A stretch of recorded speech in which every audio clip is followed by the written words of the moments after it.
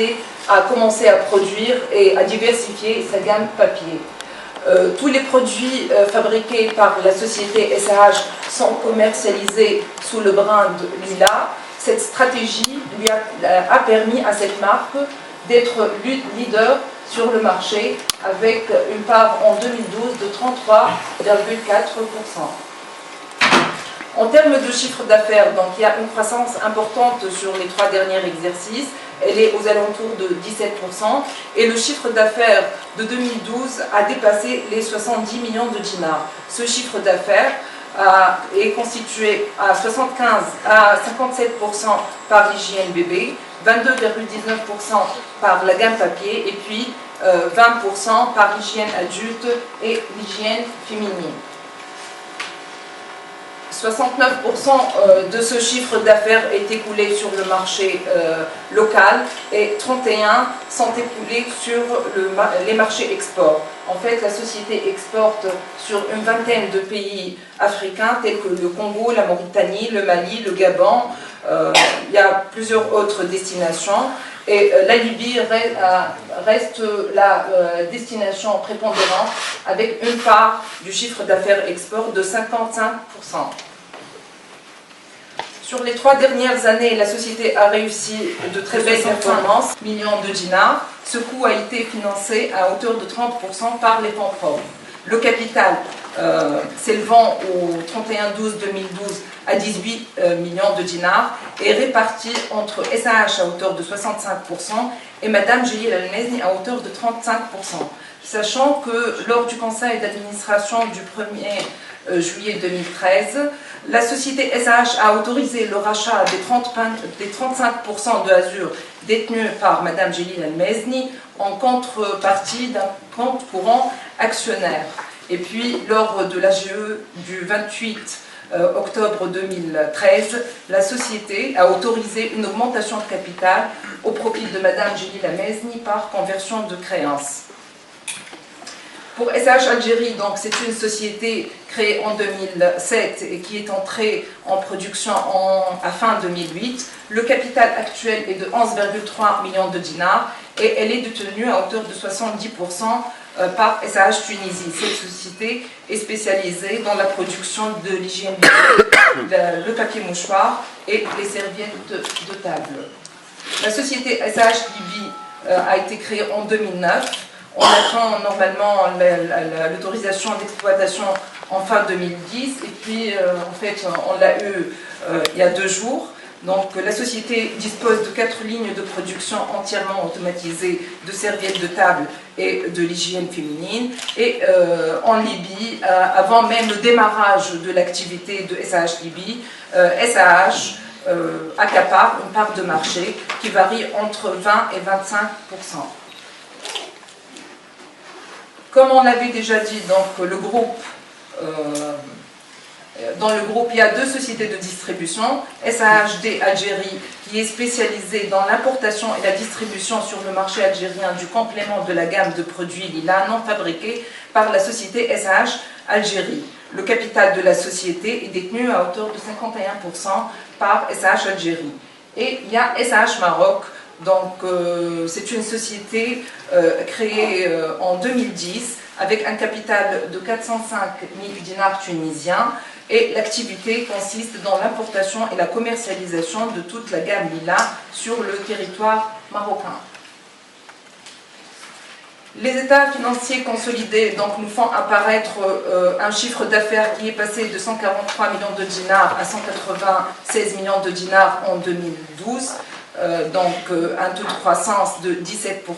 La marge brute est passée de 42,6 millions de dinars en 2010 à 58,7 millions de dinars en 2012 et le résultat consolidé par du groupe, il est passé de 12,2 millions de dinars en 2010 à 15,1 millions de dinars en 2012, sachant que SAH Tunisie a le poids le plus important dans la consolidation avec une contribution dans le chiffre d'affaires de 81,46%. Donc, on a les actifs de la société sont passés de 120 millions de dinars en 2010 à 257,5 millions de dinars en 2012. L'année 2012 a été l'année de l'investissement par excellence, puisque la société a investi pour plus de 77 millions de dinars. En fait, le groupe a investi pour plus de 77 millions de dinars. Et nous avons le total des capitaux propres qui est passé de 55,8 millions de dinars en 2010 à 89,1 millions de dinars en 2012.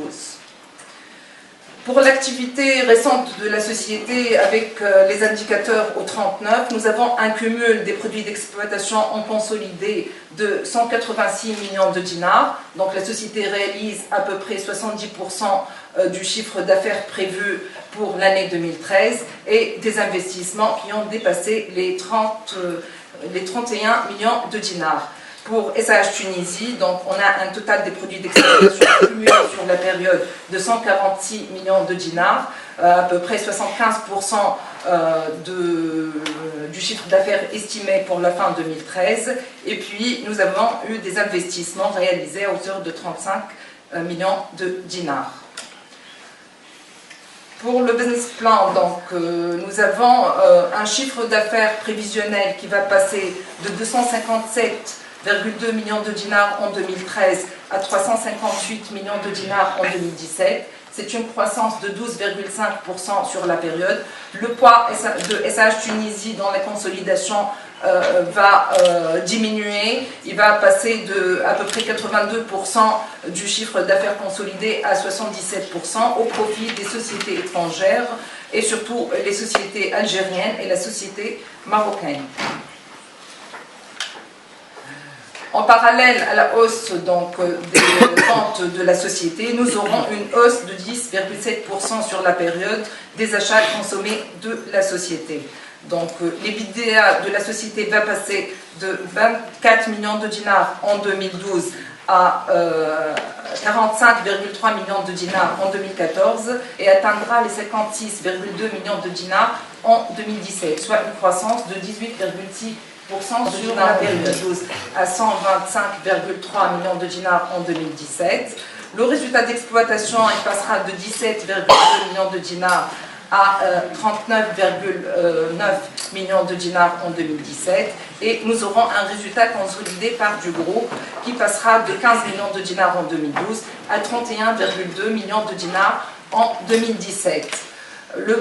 Donc pour le bilan, donc on a un total actif qui passera de 257 millions de dinars en 2012 à 324,9 millions de dinars en 2017 et le total des capitaux propres passera de 89 millions de dinars en 2012 à 173 millions de dinars en 2017. En termes de distribution de dividendes, donc comme on sait tous, les actions mises sur le marché auront jouissance à partir du 1er janvier 2013.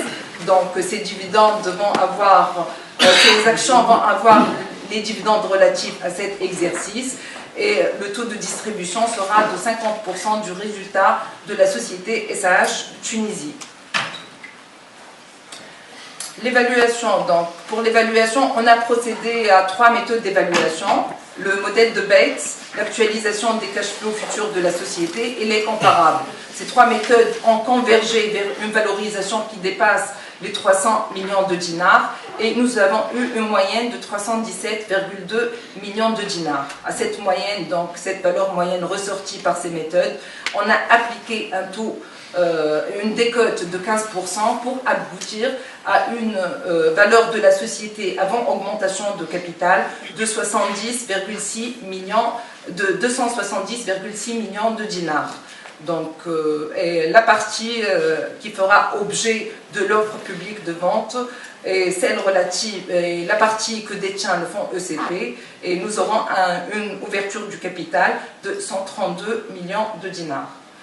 Pour la partie marché, donc je vais céder la parole à Simona Benchambin.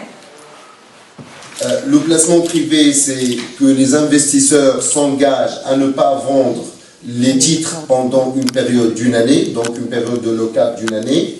Puis on a fait une deuxième catégorie qui est le placement global, c'est l'ancien placement garanti, que les investisseurs aussi, ils s'engagent à ne pas vendre leurs titres qu'après 6 mois, 50%, et puis ils sont libres après une année. Et le montant de cette rubrique, c'est à peu près 70 millions de dinars. Donc on voit bien que entre placement privé et placement garanti, là on est à peu près à 52 millions de dinars, plus 70, à savoir c'est 120 millions de dinars.